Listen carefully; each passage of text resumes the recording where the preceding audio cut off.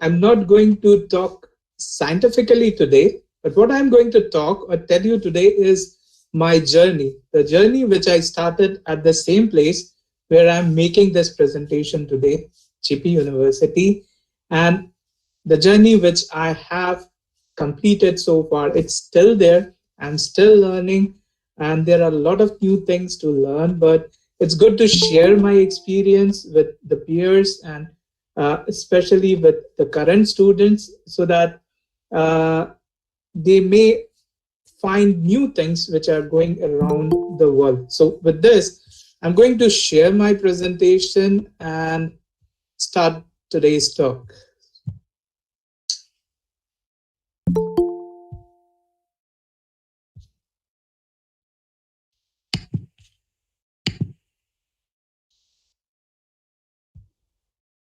Okay, can anyone confirm if my screen is visible?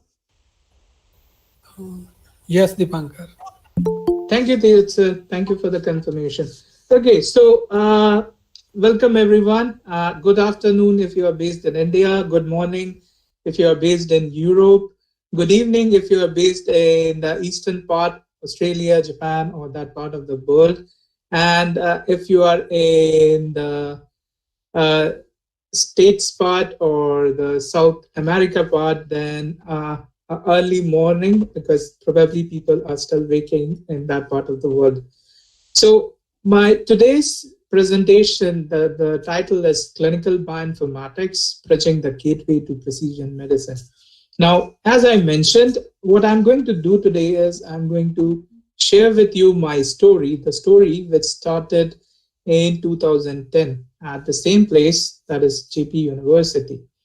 Now, before I do that, let me give you a brief. Ragini ma'am has already gave a very long description of my profile, but I would say that's very generous of her. So what I'm going to do is I'm going to quickly take you through my work experience till now. So as Sayal sir mentioned, I was doing my BTech in Bioinformatics from JUIT from 2003 to 7, and once I graduated, I joined Sapient, where I worked for almost 3 years as technology consultant. Now, Sapient right now, it has been acquired by Publicis, a company based in France. So they have changed their name and now they are known as Publicis Sapient. And it was this place which introduced me to the world of business intelligence.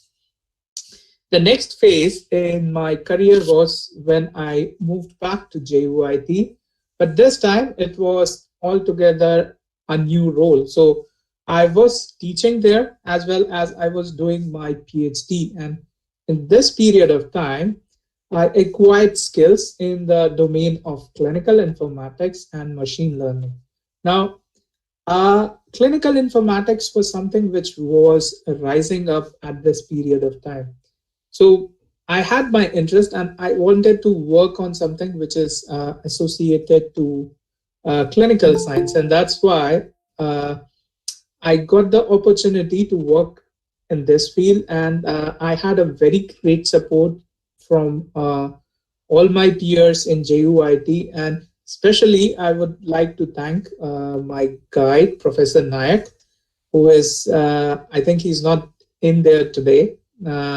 But he actually believed in my idea and he supported me for doing something new. But when I started my PhD, I'm going to tell you more about this later on. But when I started this, I wanted to learn more about this domain. It's not only with respect to clinical, but the other data, the other omics data. And it was this thirst of mine to know more, which landed me to a postdoc researcher position in Vrij University, Brussels. And here I worked or I expanded my horizon, and along with the clinical data, I started working in genomics data. So now it was the world of clinical genomics. And with that, I was based in an artificial intelligence lab. And this is the first lab which was set up in the mainland Europe which worked in artificial intelligence. This lab was started dedicatedly for artificial intelligence in 1983 by Professor Emeritus Luke Steels. So it was really a great opportunity to work at the place from where it all started. But again, I was looking for new challenges, and that landed me a role in January 2018 here in Queen's University, Belfast. And this provided me the opportunity to work with the clinical and the proteomics data. So now I was looking into clinical proteomics. And along with that, I also got introduced into the world of system biology and majorly into network analysis and also precision medicine. Now, initially, I joined here as a research fellow, but this year, starting April, I have moved to a new position of teaching fellow. And right now, I'm working with the course director of Bioinformatics and Computational Genomics here in Queens. And basically, I'm responsible to develop the modules for bioinformatics and deliver teaching and assessment for this bioinformatics-based courses.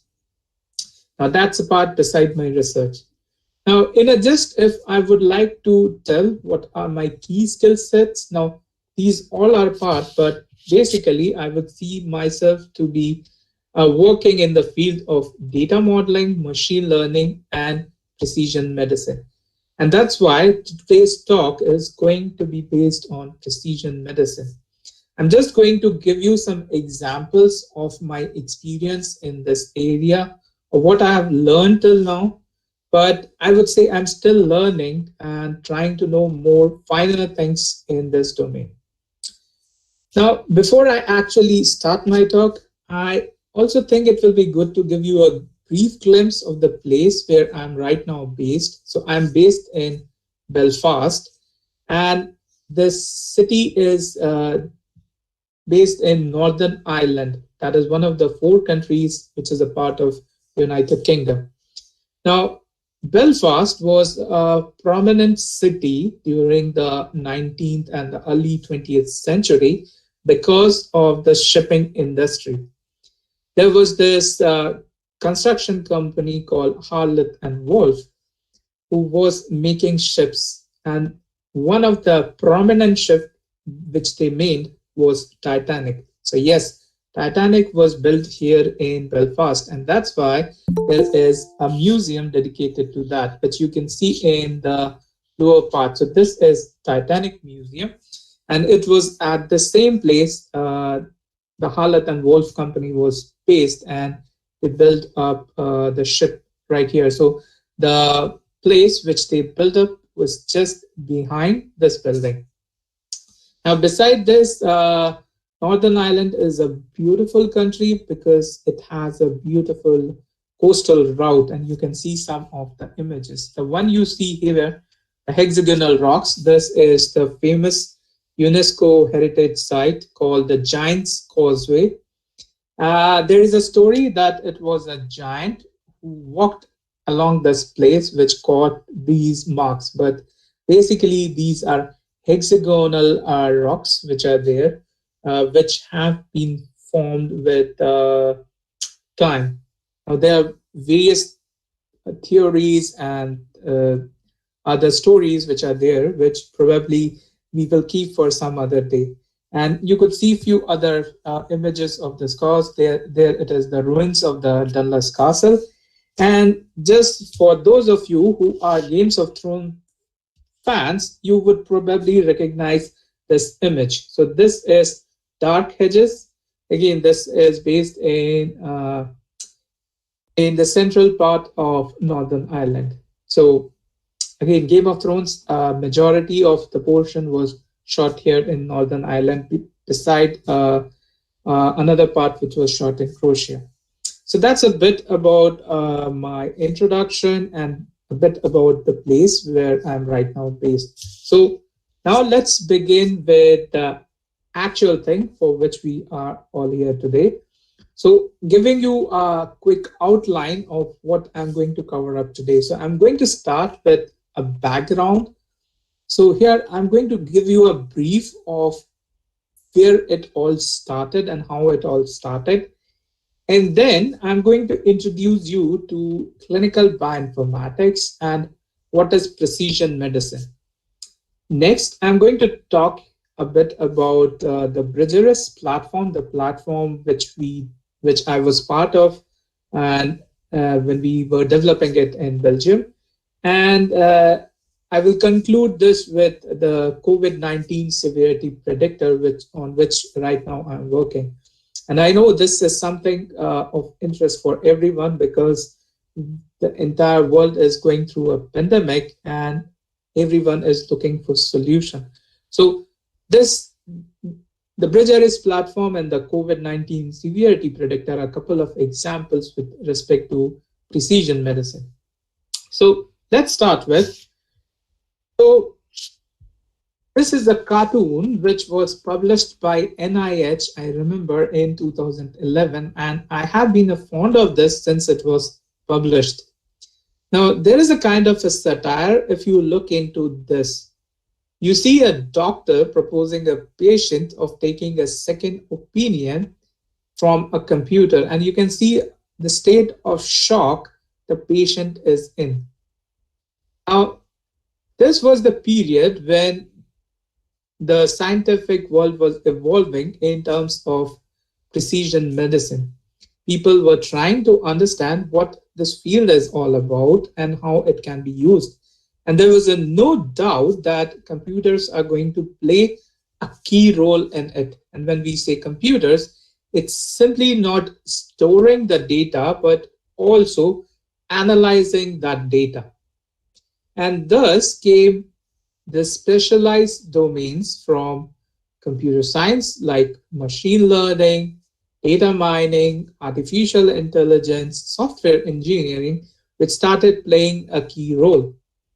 But what was important was analyzing the data. And for this analysis, we also need help of something which we usually do in a routine basis. Like if you are given a data set, if you want to analyze it, what you would do, you could perform a simple statistical analysis. Like a basic statistics would be to look into the data summary. What is the mean of your data? What is the median? What are the quantile values? That can give you how your data is distributed. But as we are talking about a field which has a massive amount of data, so you would need more capabilities. And thus, along with the specialties of computer science, there came a help from fields like statistics, mathematics, physical science, etc.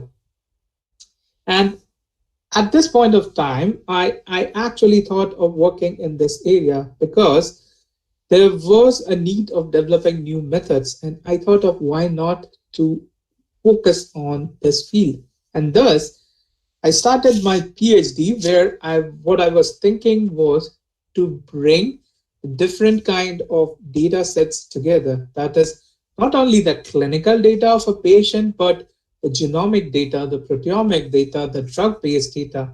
If we can get more of this information, it can probably help to come up with a much better treatment process.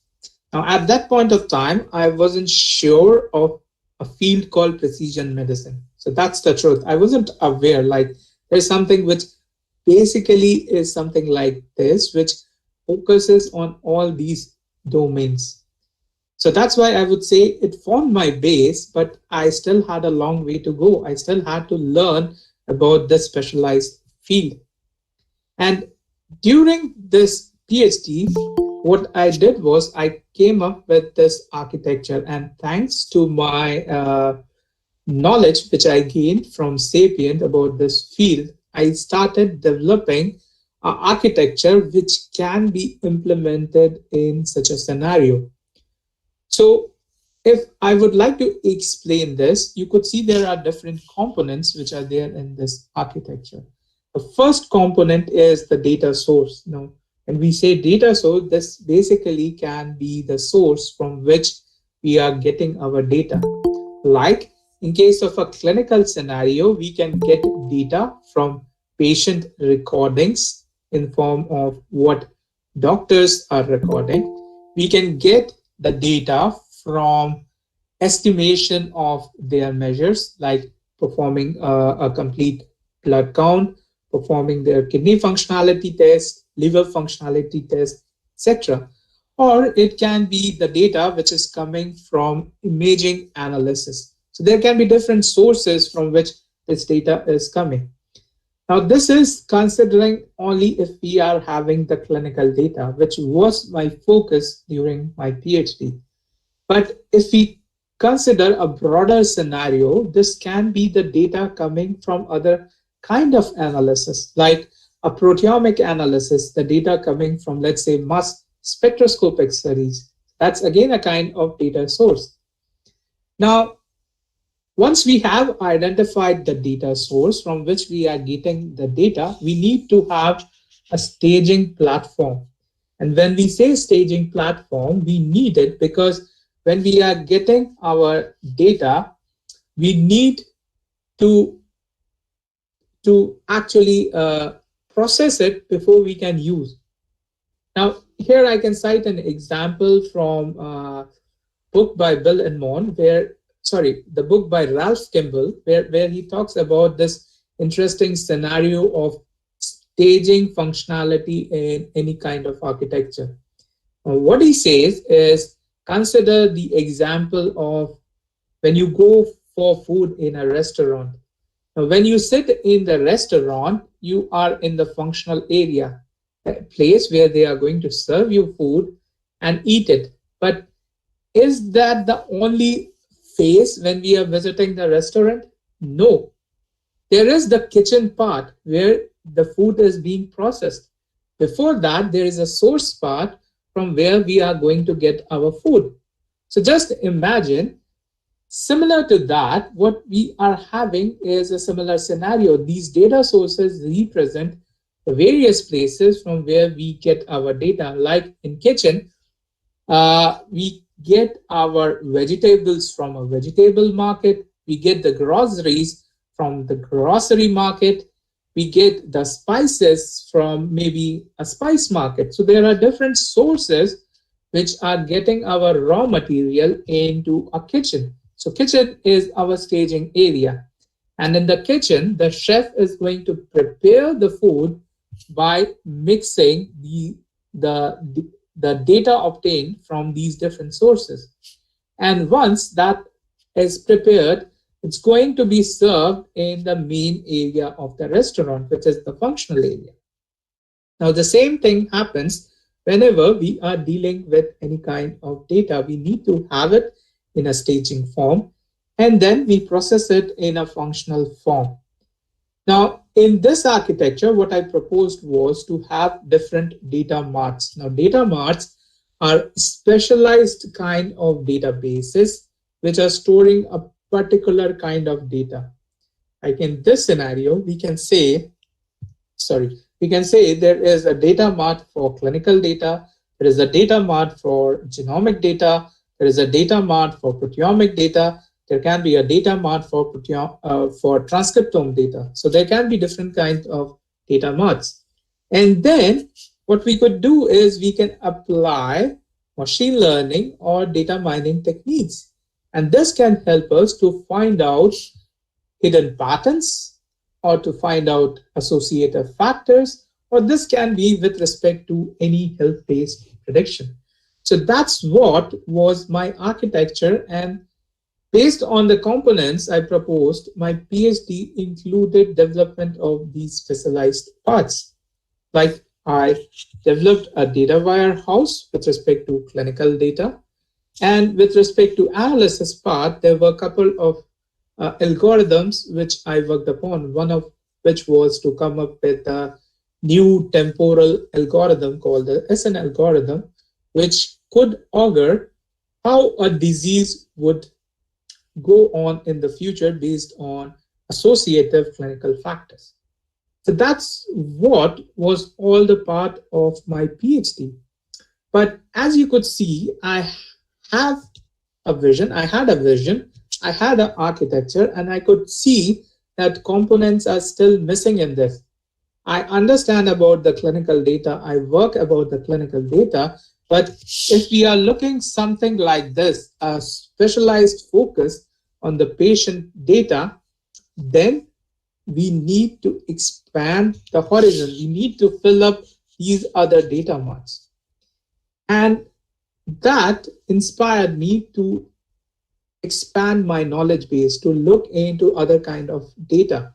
Now, I would say at this point, there was not a scenario where I didn't consider to look for the omics-based data. That is, I tried looking for the genomics as well as proteomics or the other omics data, but that was something difficult to obtain at that point of time.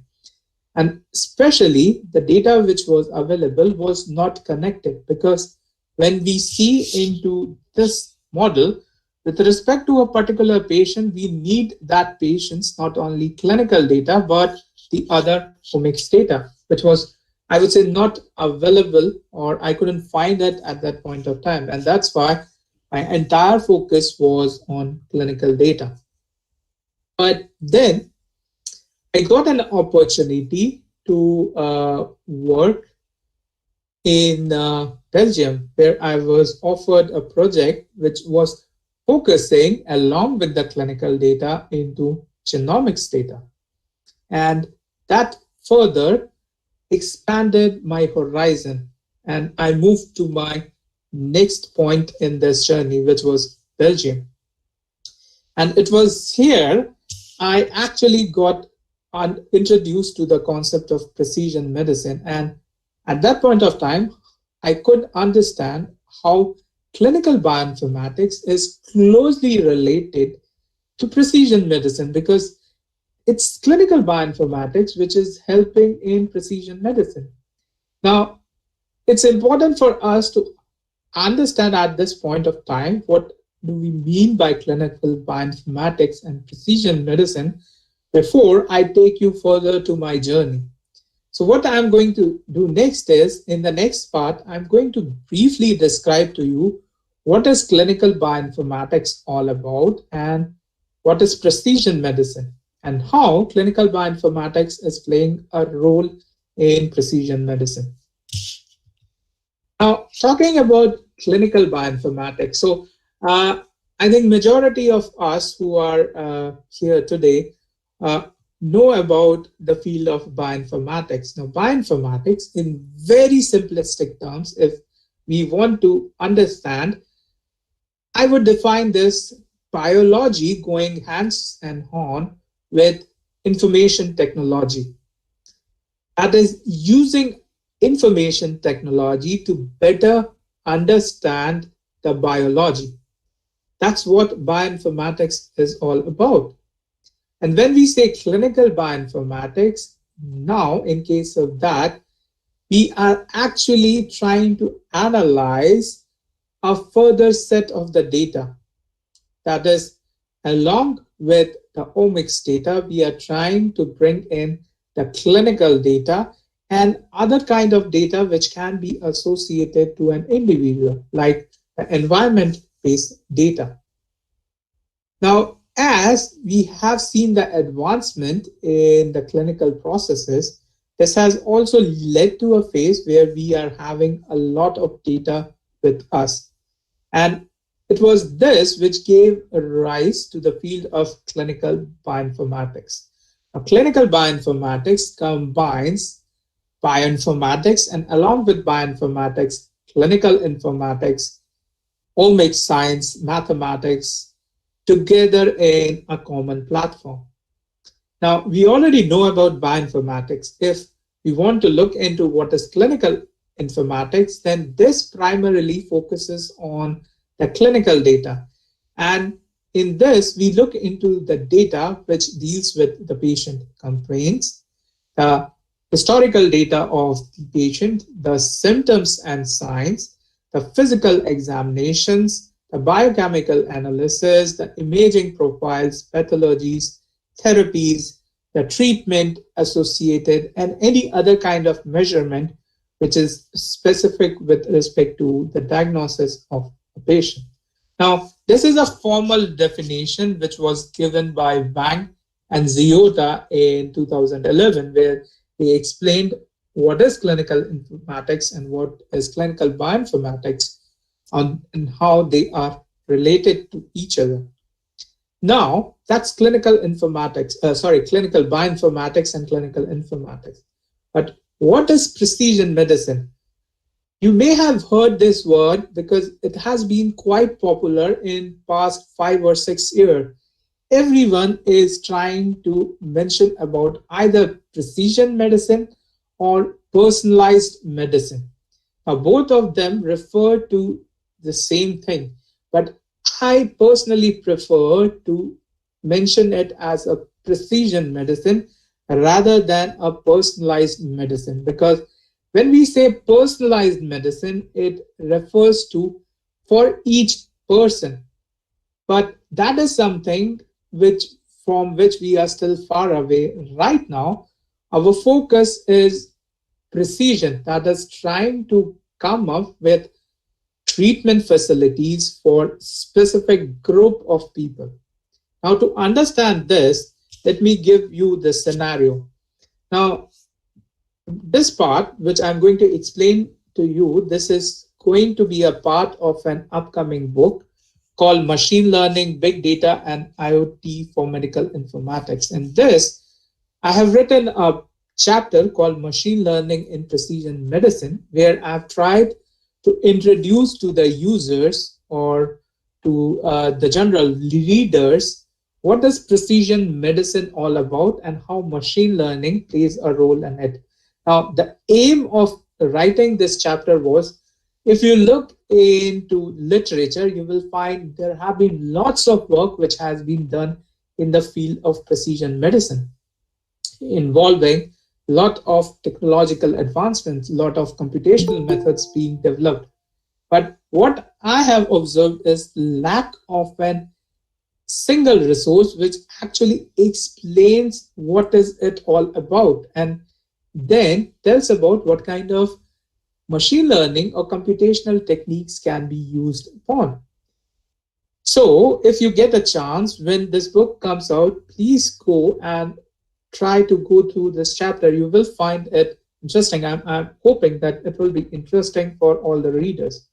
But let me give you an explanation of how precision medicine works or what is it all about. Now, if you look into the current strategy, usually what we have, you can consider this is a small sample of the population. Now, in a population, there is a variability which is there. No two individuals are similar. There is always a difference. And that's what I'm trying to represent here. There are these different people who can be grouped into different types. And this can be based on their genetic constitution, because it's the genetic constitution which regulates the expression, which includes diseases. So there can be a scenario that the same disease is being expressed differently in people. So you could see like this blue set of people may have a similar kind of expression, which differs from these set of brown people. And then we have some outliers like these green, this yellow, this gray, and the black. So there can be different kinds of people in the population. Now, in common, what is generally being done is a kind of one treatment for all, where a standard treatment is being given to everyone. Now, what next happens is there are certain group of patients who get a benefit, they show an improvement, but then there are other set of patients who are not showing any improvement, they don't get any benefit. And there may be then another set where the patients are showing adverse effects and they start having more complexities. Now that's a problem, and we are well aware of that. A precision medicine is actually trying to address this particular problem. And how it does that? It does that by trying to bring in the different kinds of data together. The clinical data of an individual, the omics data of an individual, the environment and lifestyle-based data of an individual. And this is for each of the person is this population. And then try to find out patterns, try to find out new insights. What is different in this group of patients from this group? Or what is the difference which is there in this person and this person? They are different, but they are showing different effects. And then based on these new insights for each group, the groups can be stratified, and then the healthcare provider can set for specific treatment routes. So basically, by adapting to different treatment routes, it's not only going to benefit one group of people, it's also going to benefit other group, because now there is a second line of treatment. And the group which was giving adverse effect may not get that, they may get moderate benefit. So that's what precision medicine is focusing on. It is focusing on to tap the omics data along with the clinical data, which could address challenges in the population and can be used with various purposes, like for prognostic purposes, that is, what are the chances that patient is going to be treated successfully and the patient is going to recover, or for diagnostic purposes, that what type of disease and stage it is right now. It can be used for predictive purposes, where we can use it to know whether the drug is optimal for a given disease or not. Or it can be used for pharmacodynamics or recurrence, because again, there are diseases like cancer where we still have a problem of recurrence.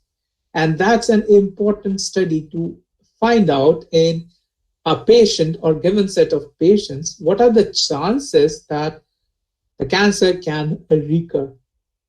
So that's what precision medicine is all about. And you could clearly see by tapping into different kinds of data together, it can help us to improvise the strategies which we are going to use in this field. And that's why clinical bioinformatics is holding the key to precision medicine. So I hope you have now some idea about what clinical bioinformatics is all about and what precision medicine is all about. Now, next, I'm going to resume back my journey and take you to the work which I did while I was in Belgium. Now, the project which I was working there, the main project was the Bridgeris project. Besides that, I have worked in the other projects also, like Imagica. But the main one for which I was initially hired was the Bridgeris, which is the Brussels big data platform for sharing and discovery in clinical genomics. Now, this project was for the period of 2014 and 16. And this project was sponsored by Innovaris Brussels under the interoperability program, that is trying to bring different players together and develop a platform. Now, talking about this project majorly focused on two kinds of data. The first was the genome or the exome data, which came from screening of patients. And the second one was the clinical data for the same set of patients. And the aim was to develop a platform where we can bring the multi-dimensional data forms together. Now, there were 6 key players or 6 different groups who were involved in this project. 3 of them were computational group and 3 of them were the hospitals based in Brussels. And each hospital focused on a particular rare genetic disorder.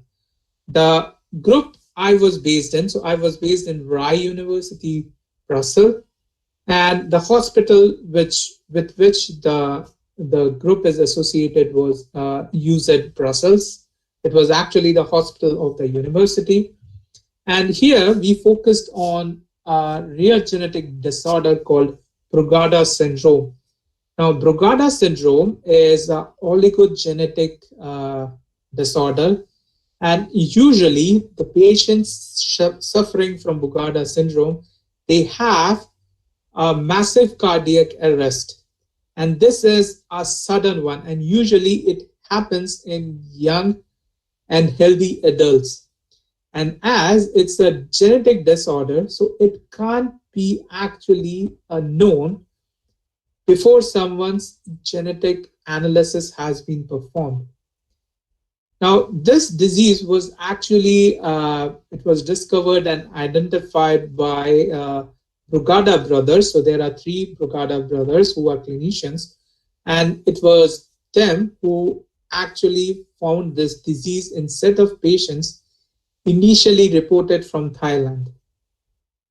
Now, I was fortunate to actually work with one of the brothers, Pedro Brugada, who was working in UZ Brazil. So he was also there in the team. So it was good to interact with him, a prominent clinician. But what also I got the opportunity was when I was working in this project was the consortium, because the consortium included 3 computational groups from different universities and 3 hospitals. So I was working with computer experts, I was working with clinicians, I was working with clinical geneticists. So there were different experts. So it was a very interesting experience to know about the prospect from these different ideologies, because computer science has a different ideology towards a problem, whereas clinicians or clinical geneticists, they have a different ideology towards the same problem. Like if we talk about a disease prediction problem with respect to computer scientists, you would be interested to use a machine learning algorithm and have a model which performs good, like it has a good balanced accuracy, it has a good predictability. So you try to analyze it from that perspective. But if you try to look into the same problem from a clinician's perspective, they actually don't understand much about what the model is doing. But what they really want to know is why a model is working in that way, why a model is making such a prediction. So that actually gave me to think, okay, it's not only simply using a computational approach to make a prediction or make any kind of other model, but to understand the domain, and then with respect to that domain, try to come up with a solution which is interpretable. And that's a very important thing. And the message which I would like to give to the young budding students who are still in the early part of their career, to please keep that in mind. When you are trying to work on any problem, try to understand what are you trying to address, what are you going to interpret out of that. Because if you are able to address that, coding is a part which you can still do. But understanding or making an analysis and interpretation is the most important part, especially when you are working in a field like bioinformatics, clinical bioinformatics, or precision medicine. So I was working with the Artificial Intelligence Lab in VUB, and I mostly worked with Brugada syndrome data, which was provided with UZ Brussels. Now, the consortium for this project was hosted by the IB Square, which is the Inter-University Institute of Bioinformatics, and there was also an industrial partner with respect to the commercialization aspect. Now, Uh, Let me explain to you about what we were trying to do. And for that, I have a friend with me today, Stuart. And Stuart actually had many questions when I first met him.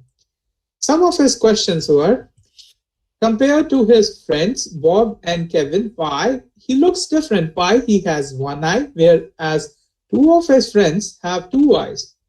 Also, what Stuart told me was there was this another set of minion which was there in the population who had a different color altogether. And he wanted to understand why this is happening and how he could know more about it. So then I told Stuart, okay, let's try to understand this with the prospect of bioinformatics, how we try to do that. So I told him it's usually we try to get the samples from a patient when we are trying to understand any disease. And then using the NGS based technologies or other advanced diagnostic technologies, we try to get the data about from those samples, which is usually the omics data, the data which is holding the information about that patient, like the DNA, which is holding the hereditary unit. And then using different approaches, we try to interpret and know more about what is the different thing happening in that data. At the same time, from these samples, what can also be done is we can perform routine diagnostic tests, and the results we get, we can then combine all these together to make interpretive services. And that can help us to understand these differences. Now, our aim for this is the clinical assessment and treatment, which starts at an individual level, but then take it at the population level. And as we do that, we gain new knowledge. But this goes back into the application. We further analyze it, we further analyze the population, and then gain new knowledge. So it's a kind of cyclic process, what we are trying to do. We keep on adding information, we try to analyze that information, gain knowledge about that, try to bring it into the healthcare practices, and bring it back to the treatment process. So that's in just what the process is all about. Now, the same thing was being achieved or has been achieved in this project. If you want to know more about this project, you can go through this hyperlink, which takes you through what were the objectives of the project and what are the different developments which we made. Now, if I want to explain this platform, the first component of this platform was to come up with a consent form or a consent leaflet. Now, that's an important part in any such project or any such studies, because you need to take the consent from the patient that he or she agrees their data to be used for analysis. Now, they agree to this, but that doesn't mean that you can expose the patient's personalized data. You still need to hide the patient's identity. And keeping that in mind, we started developing the tools. And this is what was developed as a whole. So we have a portal which is hosting different applications, of which there are two prominent databases, Highlander and Clinifinome. Clinifinome is a database which stores the clinical and phenotypic data of a patient, whereas Highlander is a database which stores the genome or the exome data of the patient. And then there are a set of tools which were developed in this project. There was a pipeline comparison called TuneSim. There was a digenic database which holds information of all the diseases which are digenic in nature. There was a gene and variant ranking engine. There was a protein prioritizer, and there was a variant classifier tool called GVAC. Now, with respect to my role, I was involved in development of this tool called GVAC, development of the database Clinifinome, and the portal which was integrating all these components together. Now, what's important in such a kind of project is all to scale this up. So after the first adoption by the 3 hospitals who were part of this project, the project has been extended at the national level in Belgium, and this has been done by the Belgian Medical Genomics Initiative and Elixir. Now, Elixir is actually a consortium in Europe which is aiming to make the different platforms and sources which are being developed in the field of bioinformatics to bring together. Now, Elixir Europe is a larger umbrella, and then there are Elixir nodes which are based on each of the European countries. Like there is an Elixir node based in Belgium, one in Netherlands, and so on. So the platform was taken into a national level and then at the European level. So that as a whole, what this platform was all about. Now, this gives a quick preview of how the portal works like. So if we are talking about this first component, Bridgeris portal, which is integrating all these components. So for the portal, we had different kind of users who would like to use this, and they would like to use it for different purposes. So basically, we made a dashboard access which had these different services, and these services were tailored with respect to a user type. Now, what we did was we applied for security purposes, we applied a LDAP Hue authentication process so that it's secured. The user is able to access the resources in a more secured form. Now, this is the overview. But as I mentioned, I have been involved in the development of the portal, and then I was involved with the development of Clinifinome database, the GVAC tool, which can be used for variant classification. And then I will also tell you a brief about one of our novel machine learning approaches, which we developed as a part of this project, but now we are extending it further.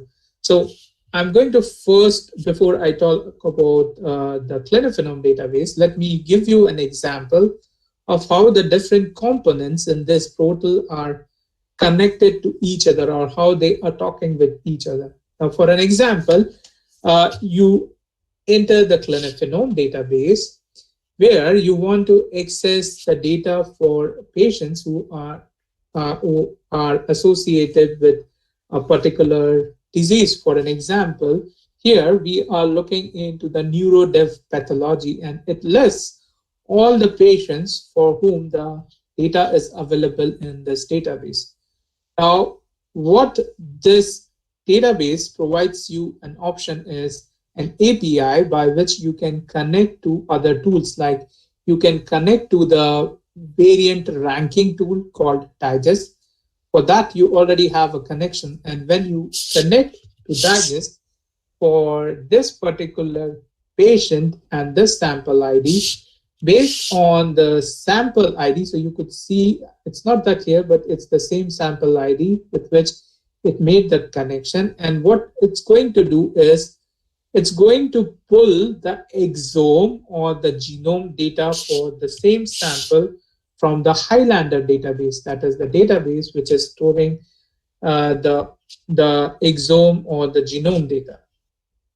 And then it can perform the variant ranking using the different parameters. Now, if we talk about the Highlander database, so as I mentioned, this stores the information about the exome or the genome, and you could see it's the same sample again, which is here in the Highlander database. Now, what Highlander database also has is it has a linkage with the variant classifier tool. So using this tool, you can classify each variant for this exome, and you can look whether it's pathogenic or a non-pathogenic one. Besides that, it can also link with the diagenic disease database. So that's an example of how the different components of the system are interacting with each other. And that's a key achievement, because we don't want to develop resources as an individual. It's important we bring them together. So you could see we have integrated the clinical with the genomic data. We are also performing analysis on them. Now, next I'm going to focus on the clinical and the phenotypic annotation database, which I was majorly involved in. And this database is used for storing the clinical and the phenotypic data. Now, this work is published, and what I'm going to tell you about are the key aspects of this database. Now, when we are talking about clinical data, one of the key things which is talked about is the security of the data and also have a secure data access.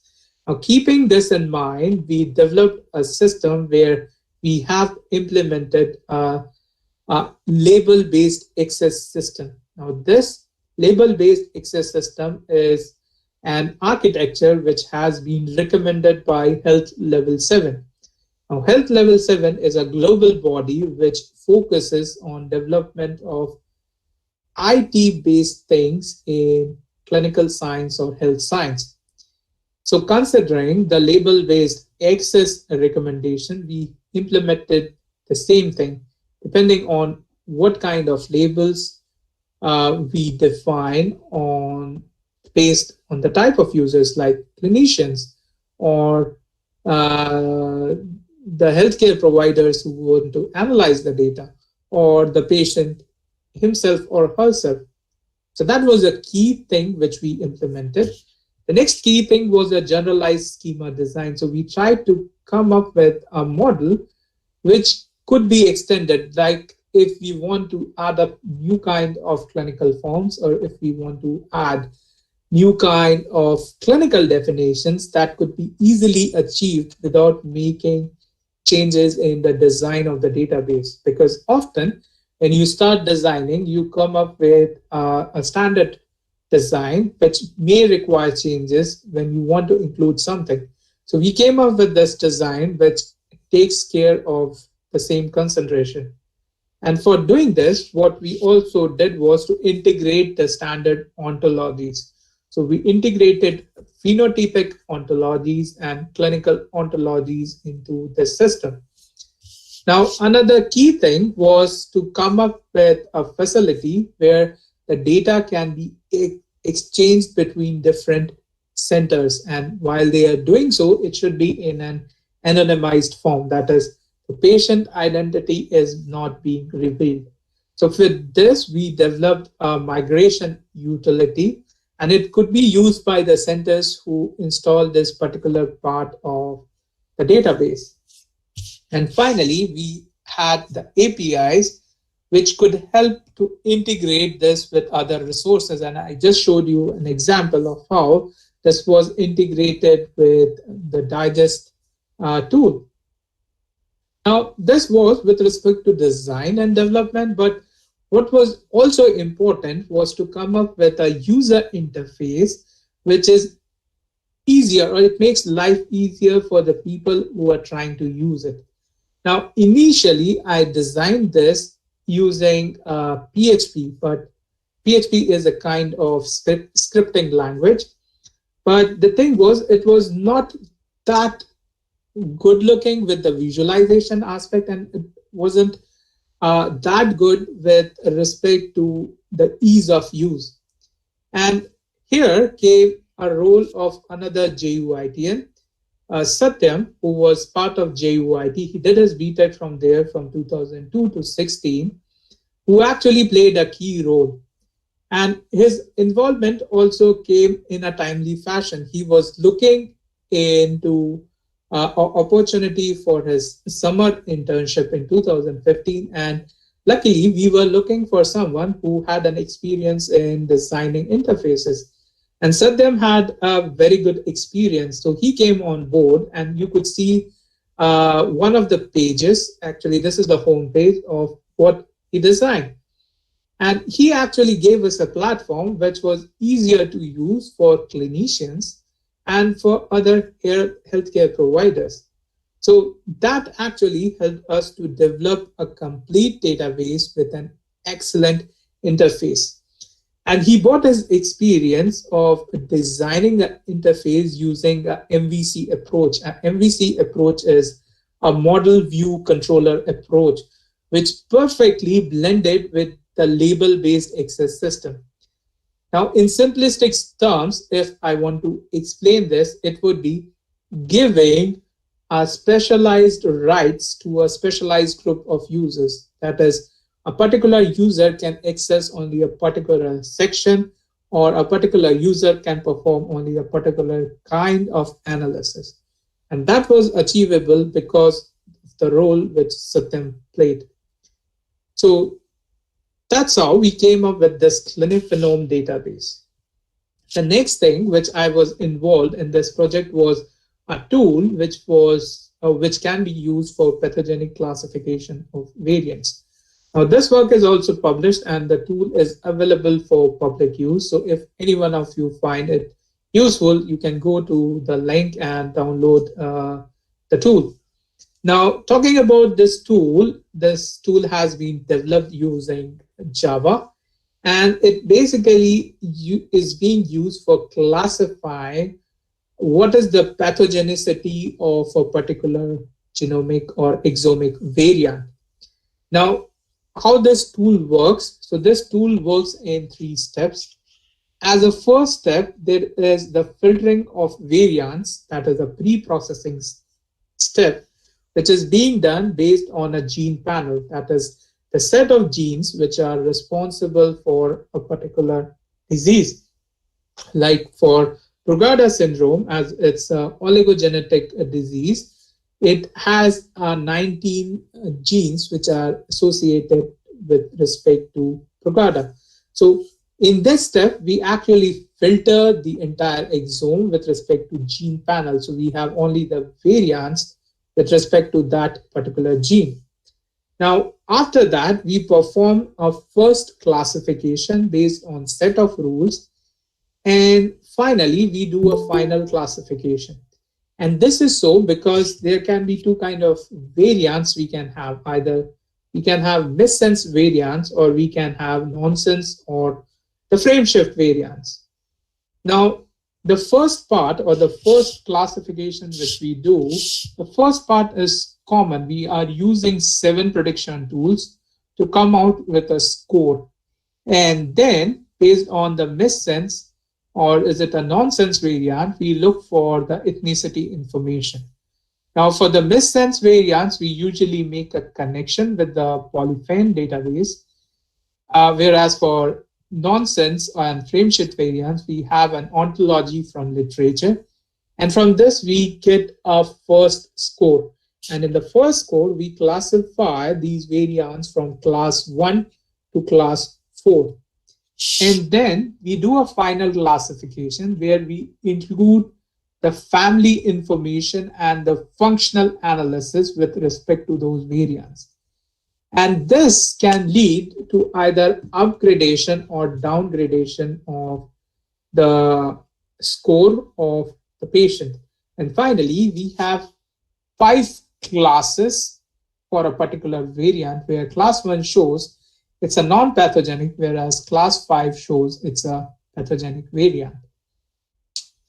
If you are interested to know more about this work, then you can refer to either of these papers where we discuss in detail about the genomic variant classifier tool. So that was the second aspect on which I was working. Now, as I promised, I would tell you a bit about a novel machine learning method which we developed while working in this project. And that was a new kind of modeling approach called as gray box modeling. Now, We developed this considering one of the key problems which we often face in bioinformatics, and that is availability of the data. And when we are talking about rare genetic disorders, that data availability becomes a further challenge. So to address this problem, we try to combine a scenario where we have a method where we bring the benefits of two different kind of models which are commonly used in machine learning. And that is combining the black box with the white box classifiers. Now, when we talk about black box classifiers, these are usually interpretability. And as I mentioned earlier, in such scenarios, when you are trying to address a problem, interpretability is a big question. So to address this, we looked into the other kind of classifier, which was the white box classifier, which usually needs a big data set, because if there is a small data set, they have a lower performance. But what this white box model does is it helps to form an interpretation. So what we planned was to combine the strengths of the black box and the gray box, and that's why we call this as gray box classifiers. Now, how does this gray box classifier works? So basically, what we are going to have is labeled data and unlabeled data. Now, for an example, let's say we have just 10 patients for Brugada syndrome, but we have 90 patients with patients who belong to another genetic disorders, but they have been not tested for Brugada syndrome. So in that case, that data set will act as the unlabeled data.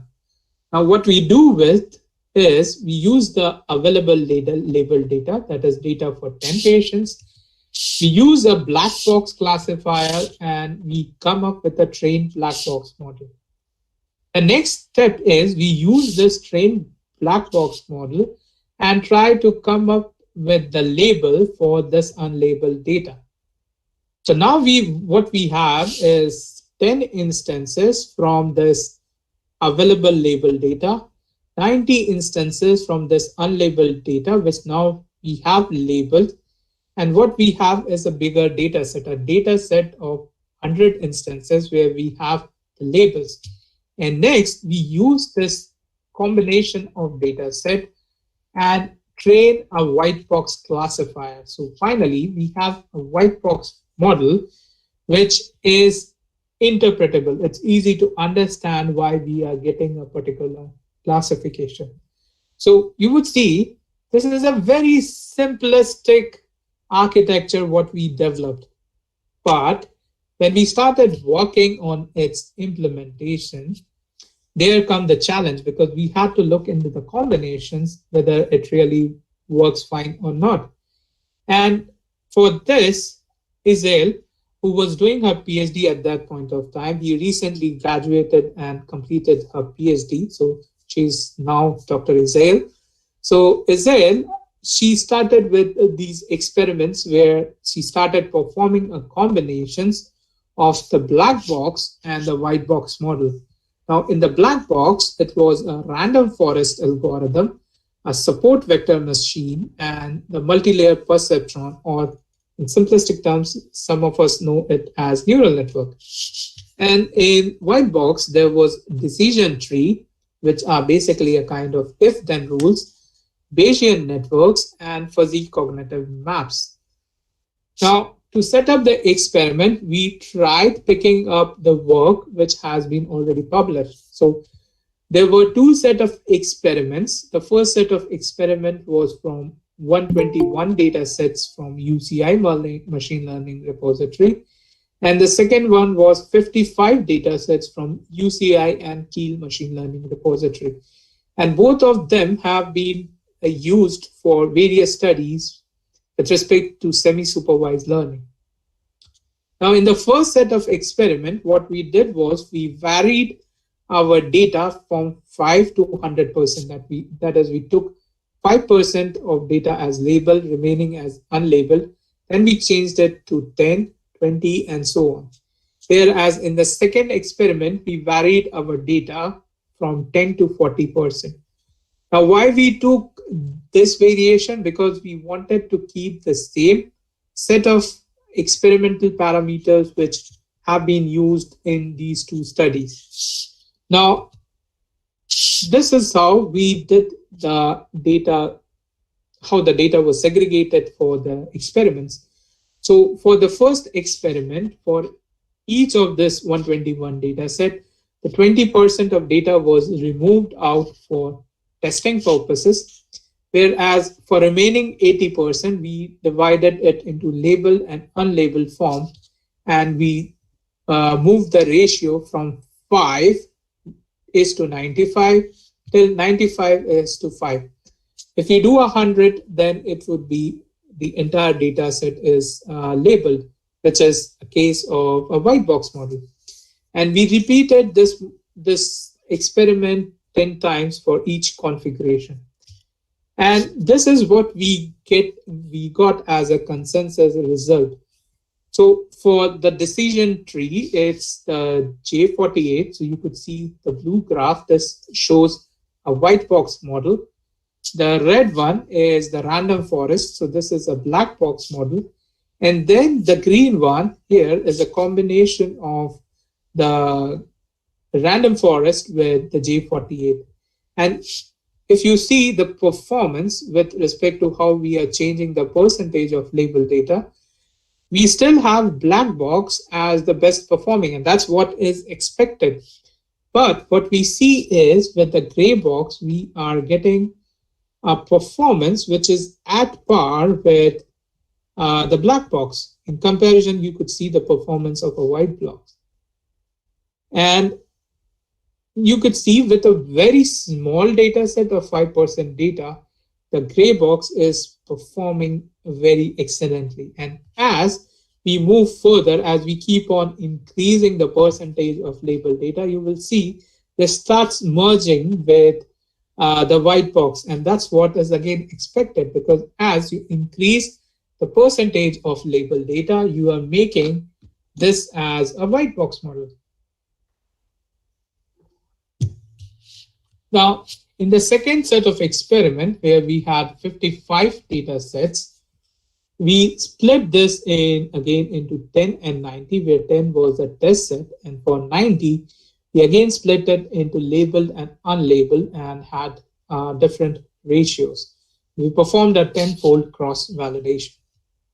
Again, you could see the results which we are getting. Now, the gray ones are the ones which are least performing. The blue ones are the competitive classifier, and the one in the golden is the best performing. And you could see there is a combination. Now, the ones which have been highlighted by the red are the approaches which we proposed, and these were compared to the approaches which Trigueiro has proposed in his studies.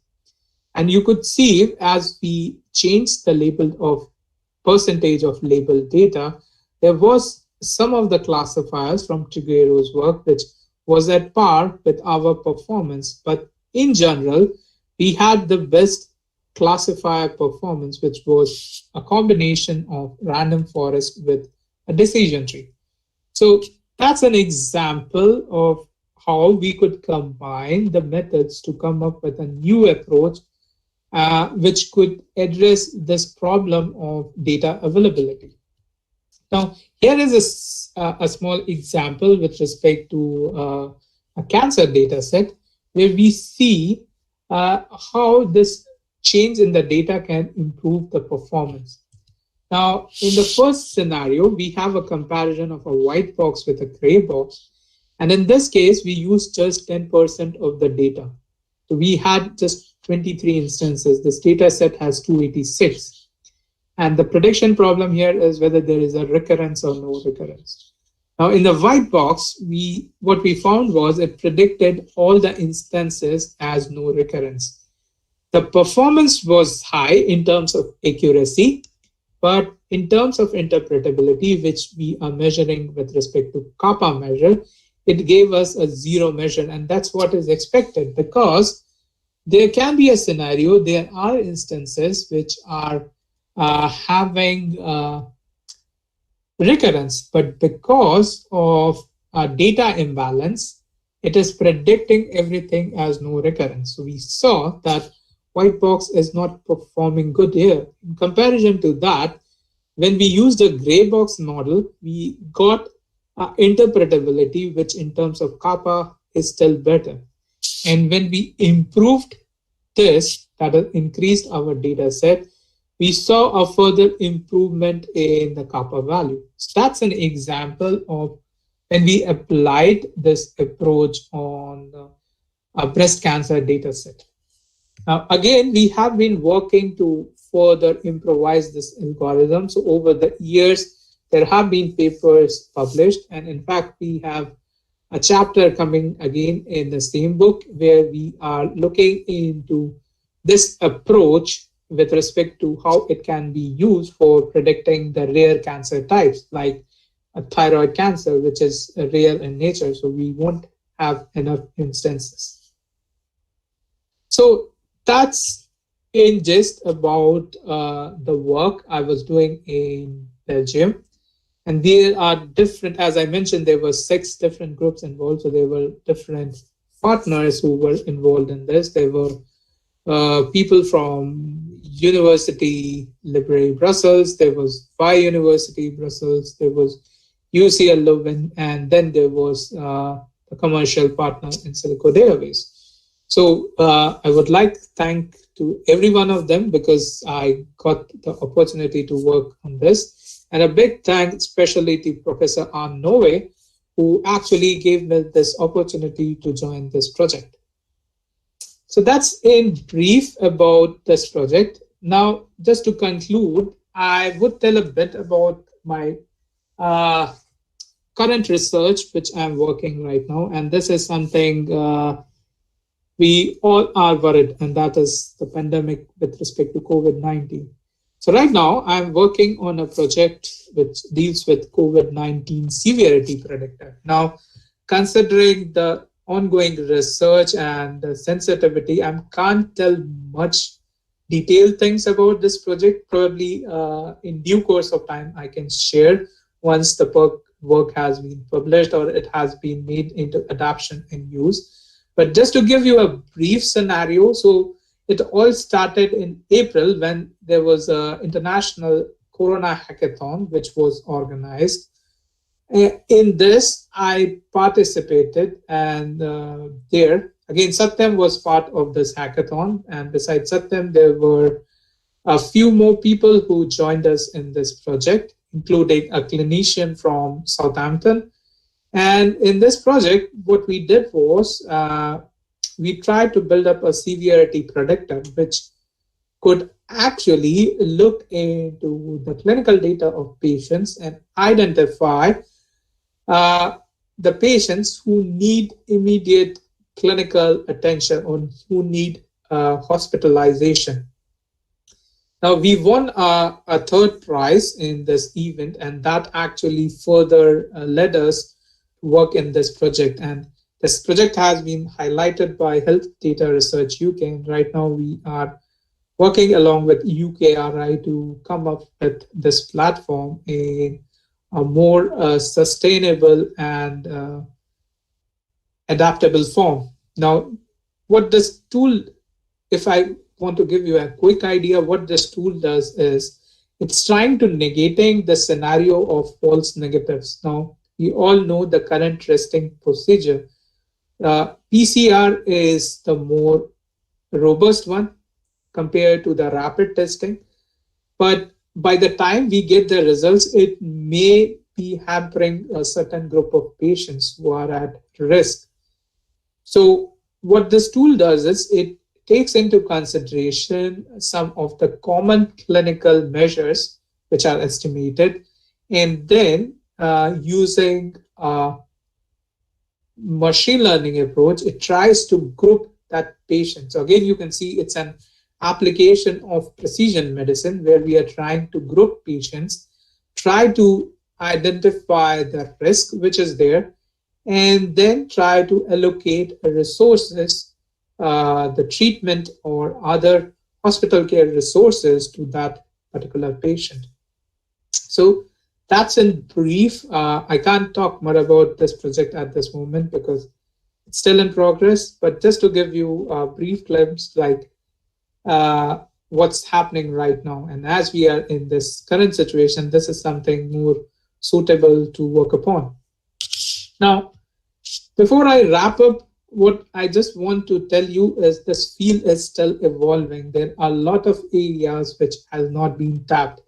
I talked about clinical data. I talked about the genomics, proteomics data examples. But there are other kinds of omics data which is there. Also, there is data which is more personalized, like the data with respect to wellness and being, environmental factors, etc. Like I can cite you an example from the Imagica project. I was working in Belgium, and in that project, we had a partner who is actually working in environmental and wellness aspect. And one of the key questions which we were trying to address means that project is still going on, but I'm not a part of that. But one of the questions which was being worked upon was the factors like hope, that is emotional factors, whether hope can actually help in treating a disease. Because often you may have find a person is suffering from a disease, no medicine is working, but then that person has hope, and that hope has caused miracles. So there are factors like this which still needs to be explored in the world of precision medicine. Only thing which we need is data.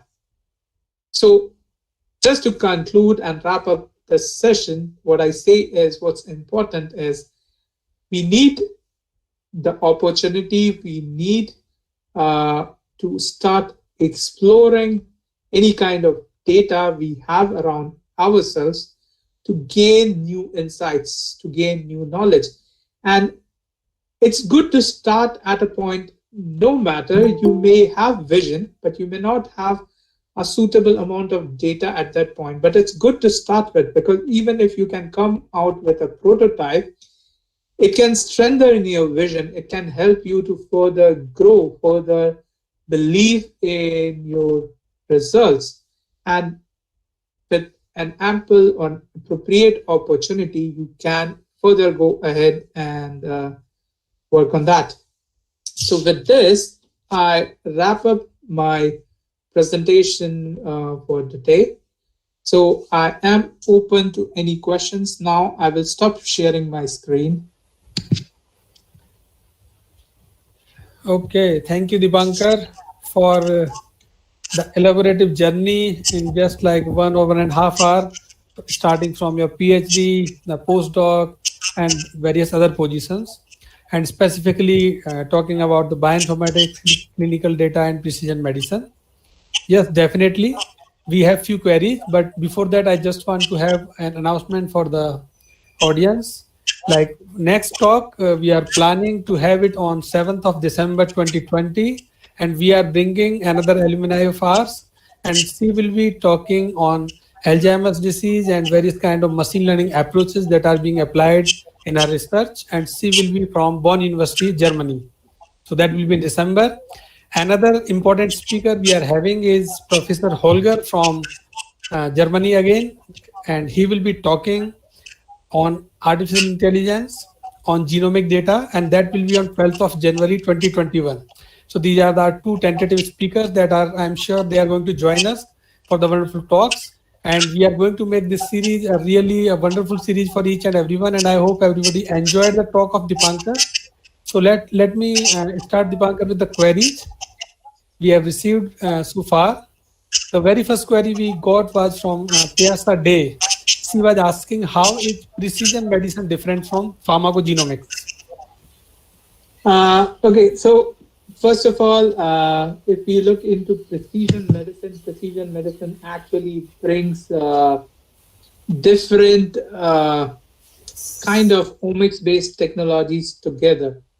So, and if you're specifically talking about pharmacogenomics, it's basically what I understand is the field where we look into pharmacological application considering the genomics data.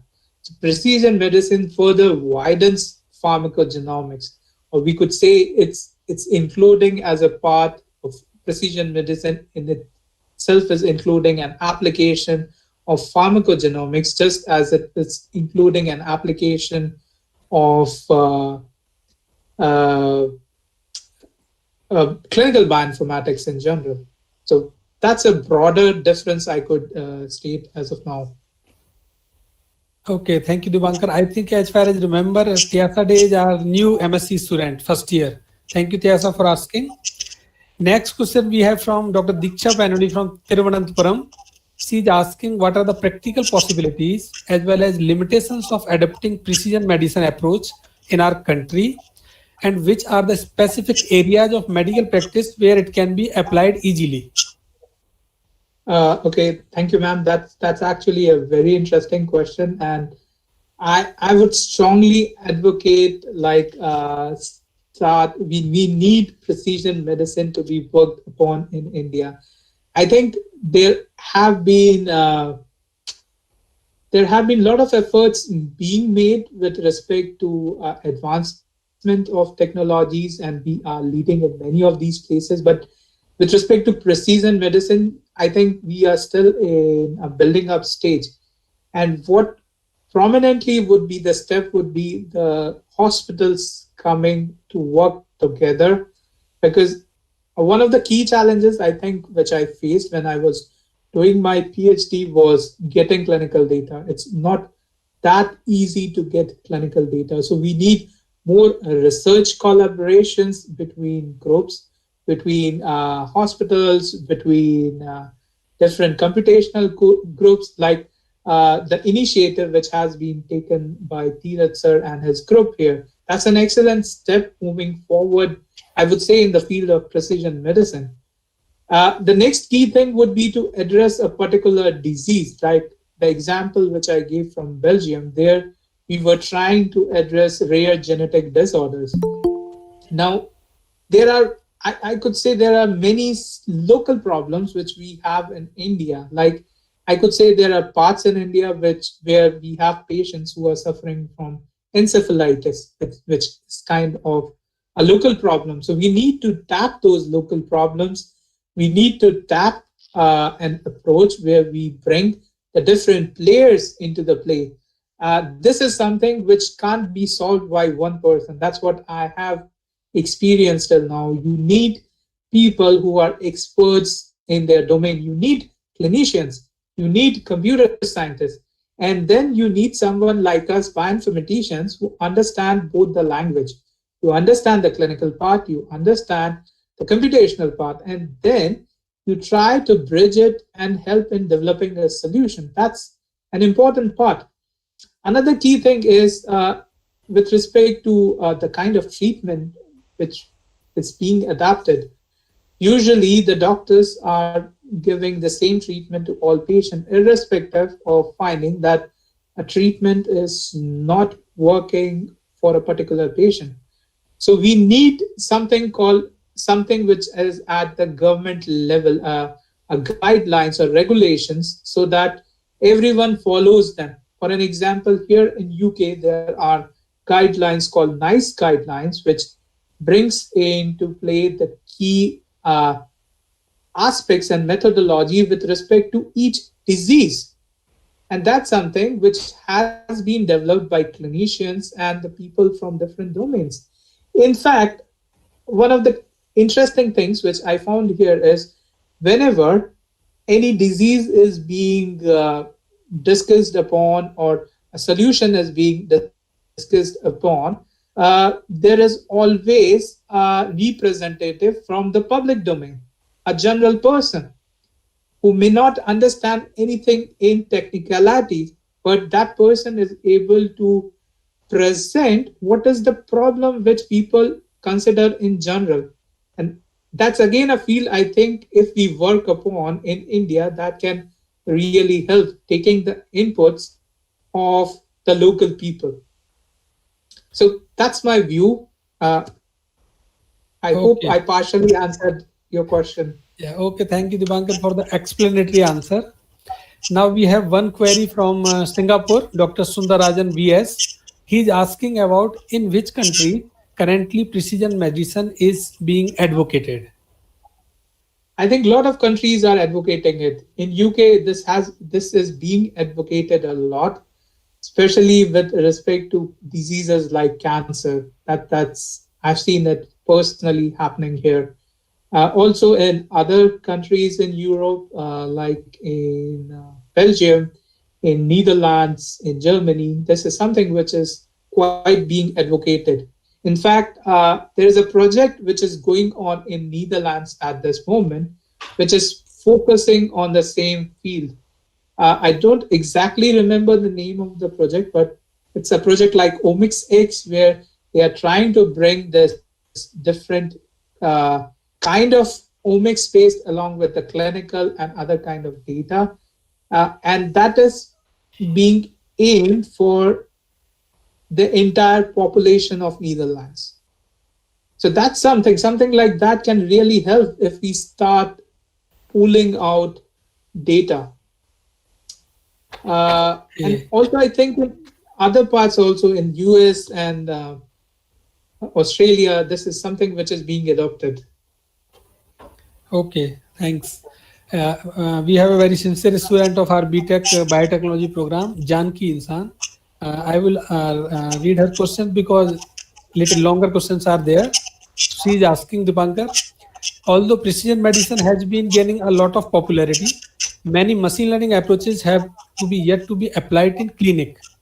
When do you think we will use the current approach to treat better patients or patients better? Next part of her question is also what are the major challenges that we are facing right now when it comes to using the current machine learning models to actually benefit patients? That's a very good and relevant question, I would say, with respect to what we are discussing here today. Yes. Because as I mentioned, if you talk about machine learning, if we are using machine learning on data, for sure it will give us a model. Try it. Take a machine learning, take different machine learning approaches, take a data set, apply these different approaches together, and you will find you will have a model coming out from at least 80 or 90% of these algorithms. In some of the algorithms, it may not work because the kind of data it's expecting may not be in that form. But for remaining 80 to 90%, you will have a model. And among that 80 and 90%, you may have 40 to 50%, which is giving an excellent performance. Now that's good. But are they relevant? Are they significant? There comes a question mark. Now, as I mentioned during my talk also, what's important is the interpretability part. If my machine learning model is saying, based on the measures of a particular patient, the patient is diabetic, then why is it saying so? Now, clinically, when you will say a person is diabetic, you will say when your blood glucose parameters are exceeding a certain limit, then you would say a person is diabetic. Now, when you apply a machine learning model, it can do the same. But if it doesn't give you an interpretability of why it's saying the person is diabetic, that model is not of any use. Means computationally, it's an excellent model, but implementation wise, it's not of any use because a clinician may not accept it. And that has been the difficulty. We have not been able to focus on this part. And the paradigm is actually shifting towards this part in last couple of years. Everyone is now talking about interpretability. How good your model is fine, but how interpretable your model is. Now, diabetes was a simple example when we talk about genetic disorders. or other kind of complex diseases, there are a lot of factors which will come into the play. And therefore, their interpretation becomes a much more important factor. It's playing a very key role at that point of time. So that's why we need to understand that. And if you would have seen in the presentation, to address this, I have not talked about balanced accuracy or a MCC or a precision or a sensitivity or a specificity. What I talked about was a kappa factor. Now, kappa, that may be something new for many of you, but it's an excellent parameter, and people who are in statistics are actually have a lot of favoritism towards kappa factor.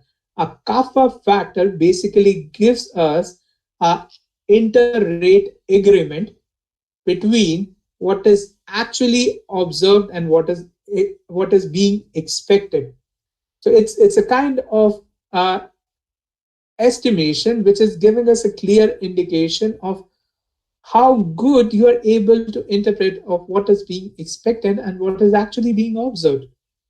Now, that's just one parameter. There are various other parameters which are nowadays being considered with respect to the interpretability part. So that's a factor to be considered, what I could say at this moment. But as I mentioned, I'm still learning this. I'm still looking into what are the possible ways so that it becomes more acceptable.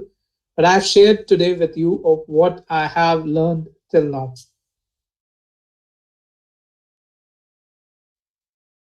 Tiraj sir, I can't hear you. Okay, yeah. You are muted. Sorry. Thank you, Dipankar, and thank you, Janki, for the interesting query. There are one or two queries also, like some of you have already answered. Like there is one query from Nilofer. She was asking like which ML methods ML method was used and give best results with respect to classification, and which feature or data type were used in the classification. So I think you already discussed part of it. Mm-hmm. And one more query was from Priyanka. Why is bioinformatics important for genomic research? Okay, that's a difficult question, I would say. It seems easy, but it's a difficult question. Yeah. Why is bioinformatics important? Now, I would say it's not important, but what bioinformatics, so it's important for us to understand what bioinformatics is. So as I mentioned earlier in the talk also, it's basically using the strengths of information technology in the field of biological sciences. So the bioinformatics here at this point can help us you to easily analyze and interpret your data. Now, let me give you a scenario. You must have studied or you know about the Human Genome Project. Now, that was something which started the base or the core of genomics. Now, think of a human genomics project without computers or without bioinformatics. Where would be? Probably we would be still going through maybe first 5% of the genome, because you know how big the data is. We have 3 billion base pairs. And if we want to move forward where we are getting more and more data, we need resources which makes our analysis aspect easier. So that's why, or I would say, that's why I would recommend bioinformatics in genomics. But if you don't want to, it's fine. If you simply want to stick with statistics, that's perfectly fine. Okay, thank you, Dipankar. In between, I was looking at the comments and you see everybody is saying like, okay, Ismail Siddiqui is saying excellent presentation. One of my PhD scholar, Rohit, is saying each and every word was crystal clear. Thanks for the presentation, and many more. But one thing I noticed, Satyam is also here. Satyam, can you hear me? Satyam Kapoor. Present, sir. Yes, sir. Yeah, I'm not taking your attendance. Sir, Yeah, old habit, I heard. one of my favorite student, very sincere. Good to see you again. Yeah, and very happy to connect to you. Thanks Same for here, sir. joining. I will try to turn on my camera just to give you a glimpse, but I'm working from home, so it's not the best environment. But Okay. saying hi from here, sir. Yeah. Hi, Satyam. So where you are nowadays? Sir, I'm in Belgium. I'm working in a company which has a very weird name called Anju Softwares. But Okay. I'm working as a DevOps engineer there, mostly learning more about deployments and virtualizations. But the main product of the company is again a tool for pharmaceutical companies to provide data insights or where the clinical trials are happening. So I'm still a bit connected to biology and hoping that I will go back to bioinformatics because I feel the interest still lies there. Okay. Yeah, I'm really happy. You can see my face. I'm really delighted to see you again after a very long time. Same here, sir. I feel like I'm in a class here. Like Dr. Sayal, even I saw Dr. Anil Kant, and it was exactly like plugging him. And I also see Dr. Rahul Srivastava. I feel like I'm back in JUIT. I think I have to Yeah, attend. yeah. If the topic is You are not always interesting, you I are have to always attend. welcome. Always welcome. Yes, Thank Satyam, you. we are very happy to see you here. Same here, sir. But if I knew I had to turn on the camera, I would have dressed a bit better.